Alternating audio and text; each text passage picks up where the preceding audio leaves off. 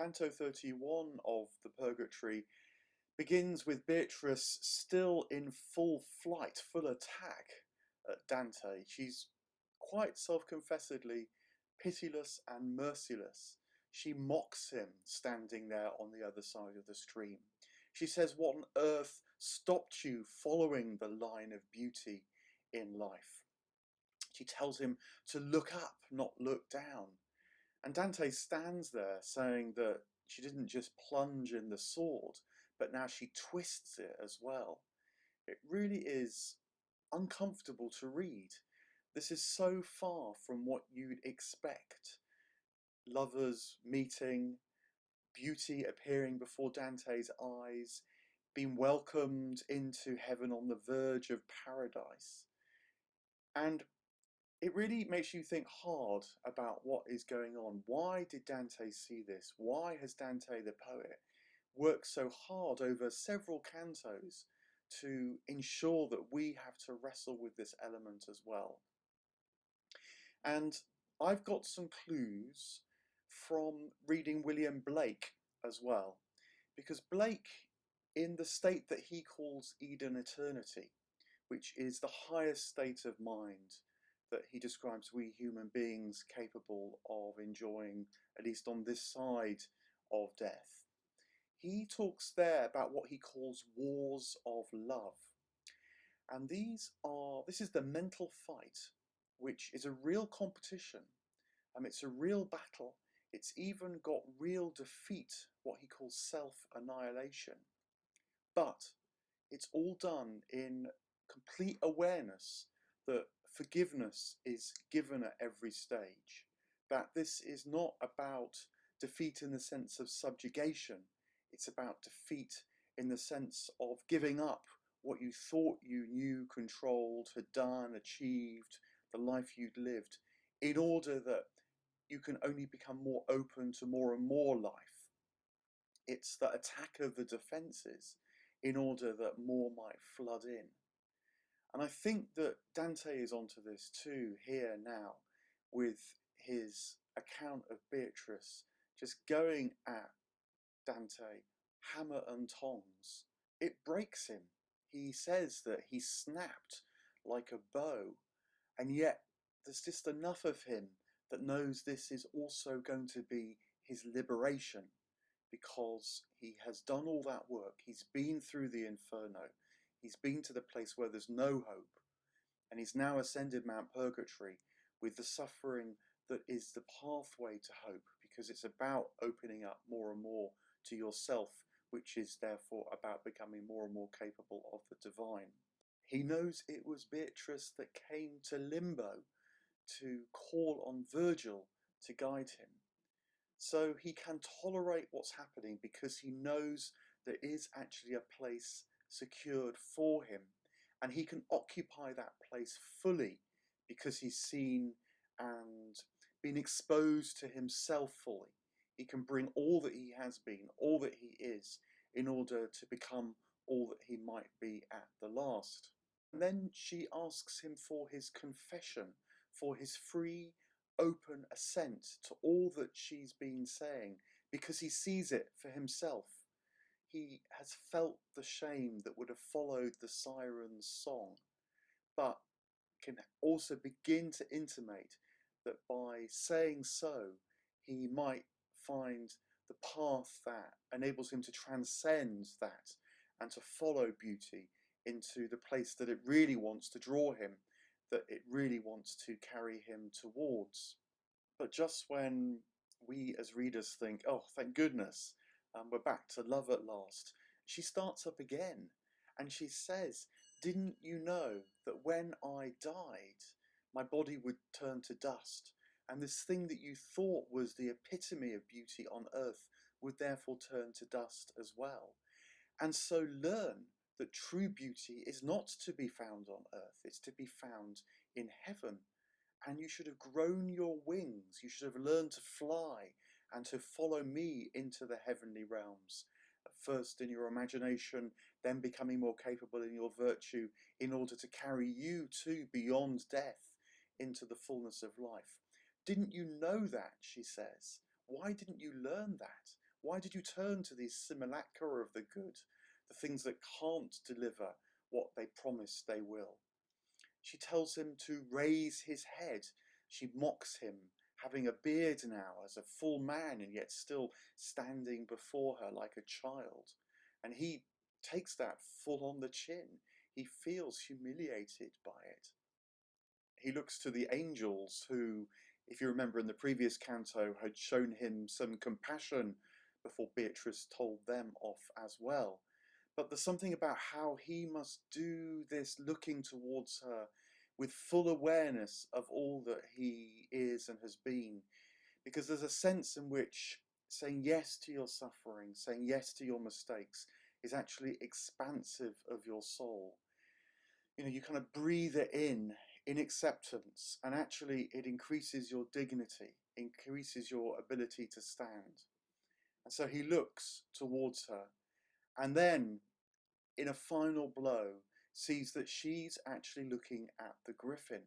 She's looking at the two-natured beast that shows majesty on earth, as well as its wings and sight, its head reaching towards the heaven, this creature that bridges the two worlds, the creature that knows that earthly beauty is but the starting point for an ascent, a flight into the heavenly realms. And it's too much for him. His guilt hits him full on. He sees, I think, in that moment, perhaps more clearly than any other, what he has been within an inch of losing entirely. Everything that Beatrice woke in him, he could have scuppered, scattered, smashed, and so have been left trapped in the infernal realms. And he collapses in a dead faint. I think this is a moment where Dante symbolically dies. He, you might say, is self-crucifying now. If you remember, Jesus on the cross had uttered the words, my God, why have you forsaken me? And this is the moment when he realizes that he has forsaken the divine. He has almost killed himself, and so collapses in a dead faint on the ground. And the next thing he knows as he begins to come around is that he is being carried through the stream, through the Lethe, by the woman who's still unnamed, the woman who appeared to him first when they came into the Eden forest at the top of Mount Purgatory, the woman who in her very being and in her song radiated with the vitality and love of the place. She now has him in her kind embrace. She's guiding him through the stream. It says that she lowers his head into the water just enough so he can drink from it. And then she takes him to the farther bank, even as he hears beautiful music, singing the words, cleanse me from my sin, wash me from my iniquity. And he's different, he's changed.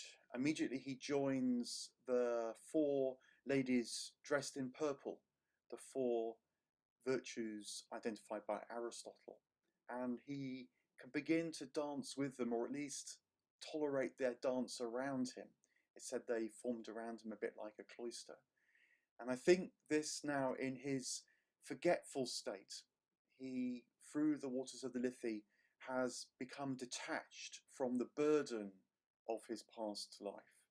He now is able, in a kind of new innocence, just for a time before he gets to the other stream, in this innocence, he's able to dance with the virtues of heaven, which I think means that he's able to be open to their undefended reception of what life requires, of courage, of wisdom, of temperance, of the justice that is the harmony with all things. He's getting a foretaste now of how he, in his own being, can join in that heavenly movement, beginning to feel it in his very being that little bit more clearly. They tell him that if on earth they're known as the virtues, in heaven they are beings themselves, they're stars, they're celestial creatures who are part of the pulse of the heavens quite as much as anything else. We know them, if we're lucky, as personal characteristics, kind of qualities of ourselves, and that's just a foretaste of the full excitement and life that they will carry in heaven. And they say that part of their capability is to enable Dante to look at last into Beatrice's emerald eyes. And so he does. And he says that instantly the profound memory of how they sparked the original infatuation in him is rekindled. But also, in spite of these now thousand flames alight inside him, because of his innocence, he's also able to see how in her eyes is reflected the twofold nature of the griffin. He says that he sees it flipping between the earthly and the heavenly. He directs us readers, he says, imagine readers what that must be like to see. He can't quite see it unified yet, he can't see it joined as one, but at least he can see a dance between heaven and earth. He can begin to see how the love that he knew on earth could actually become a bridge to the love that exists in heaven. So all this talk really makes me wonder, as a reader, do I really begin to know at all what Dante is experiencing here? And my best sense is that it's a bit like, for example, when you witness a beautiful moment, maybe a moment of tremendous reconciliation. In a more mundane sense, it's the kind of thing that, say, a romantic film will play to play on you. And it makes you well up, it makes you see the beauty of the moment. But in a way, what Beatrice is saying to us in such moments is, can you not just feel overwhelmed? Can you not even feel moved? Can you feel that you could inhabit that moment too? Could that kind of joining, whether it be between people, between earth and heaven, could that become a way of life for you? You get the same sense perhaps when you hear the most extraordinary moment in music, where the sound seems to carry you to a point that it takes you well beyond what the sound itself is sounding. And it's very interesting if you think about the words that people use to describe such transcendent moments. For example, they might say it's exquisite. And of course, exquisite is such an ambiguous word because it's used to describe exquisite beauty, but also exquisite pain, as if it is too much to bear, as if you would draw back, almost hope that the moment comes to an end, even as you're thrown into the intensity of it. And Beatrice is saying, can you tolerate this? Can you go with it all the way? I was thinking also about how sometimes we see works of art, and it made me think about the art that I've been drawing on in the YouTube versions of these talks.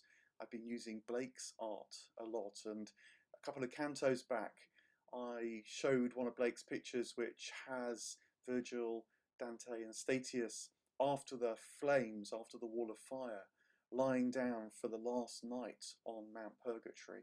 And Blake draws this very beautiful image. I absolutely love it. It's got soft colours, it just radiates tranquility. There's the three of them together undergoing their separate journeys, but undergoing the journeys in camaraderie and solidarity and mutual illumination as well. It looks across the sea to the distant horizon, and the stars and the moon are supernaturally big and bright.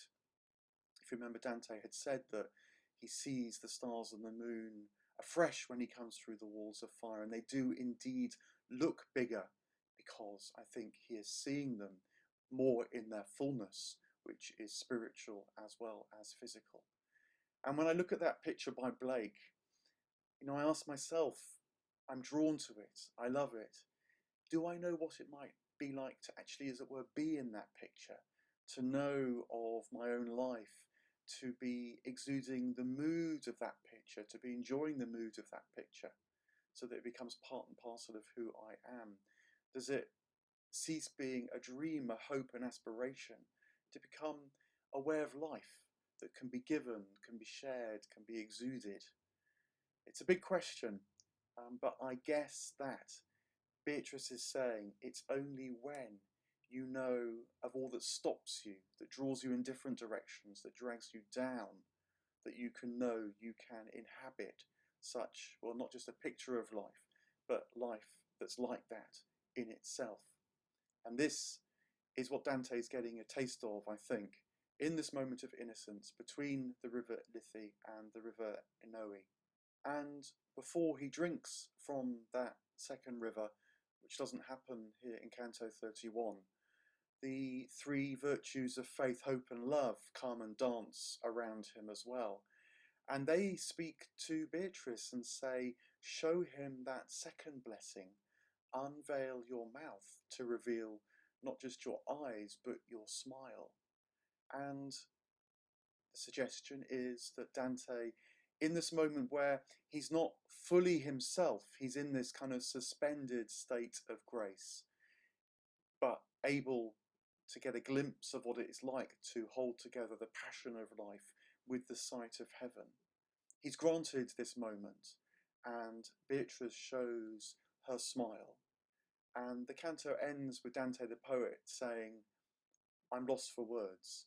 Even the great poets who have climbed Mount Parnassus, who have taken in all that their art and ability, all that the muses and the divine gods can give them, would struggle in that moment to express the joy and delight that he felt.